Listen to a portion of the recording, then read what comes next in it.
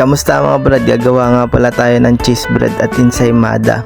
Ito nga po pala yung ating mixture na pinaalsa na natin. 1 kilo nga po pala yan. Tapos ito po yung ating pang dip natin dun sa cheese bread. Ayan, ito po yung ating minasa. Tinitimbang po namin yan isa-isa. Ayan po ay 50 grams. Kung i-compare po natin siya dun sa pandesal natin, ang pandesal po ay 20 grams lang. Depende po siguro sa bakery, pero sa amin po kasi 20 grams.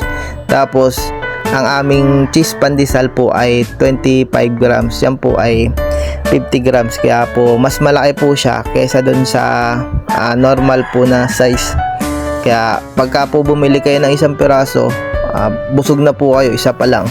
Malaki po siya. Tapos dun po sa bakit kinakamay po siya ng pagmamasa, na-experience po ko po kasi pagka nagawa ka po naglagay ka po ng guwante sa kamay, pag minasa mo, dumidikit po talaga yung mixture niya sa kamay. Tapos kahit lagyan mo ng mantika, ganun pa rin po. Minsan pag napasobra pa mantika mo, papangit yung texture ng tinapay.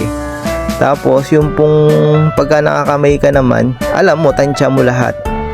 Maglalagay ka lang ng harina sa kamay, hindi nadidikit, o kaya mantikang konti, hindi nadidikit. Pero sinisigurado naman po namin na malinis ang aming kamay para sa aming tinapay.